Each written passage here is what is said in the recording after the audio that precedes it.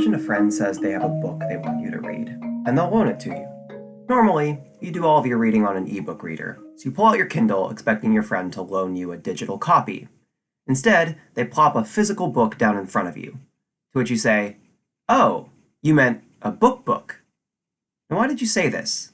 Why did you say book twice?" There are lots of reasons you might say a word twice in a row. Generally speaking, in linguistics, this is called reduplication, and there are lots of different types of reduplication. For example, in English, we often have exact reduplication, that is, the exact word twice, when we talk to babies or small children, when we say bye-bye or tell them something is a no-no. We also have rhyming reduplication, and it's used in a lot of playful constructions like hokey-pokey, razzle-dazzle, super-duper, walkie-talkie, or easy-peasy.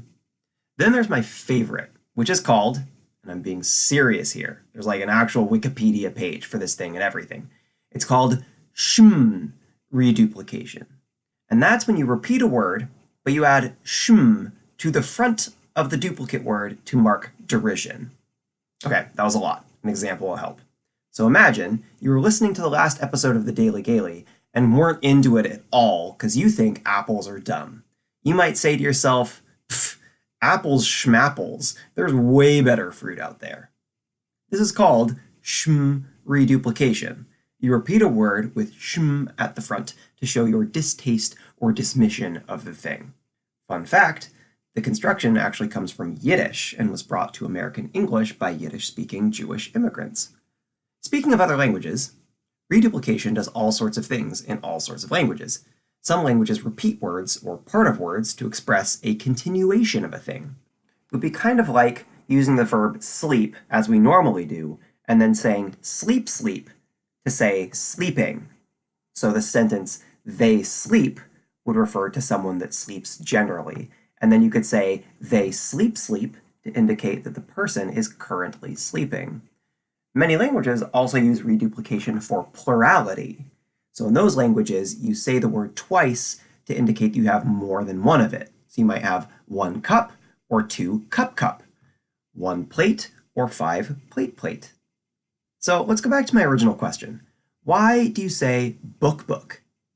In English, this is called contrastive focus reduplication. What it does is refocus a word to the more prototypical, the more fundamental meaning of the word. So book has grown to mean many things, including ebooks. To say book is to signal that this is the prototypical book, that is, a book made of paper. Similarly, you might call a salad made of leafy greens a salad to differentiate it from all sorts of other non-vegetable salads, like fruit salad or tuna salad. No, this is a salad. Maybe you had a text conversation with someone, and later say you talked with them, but you didn't talk with them.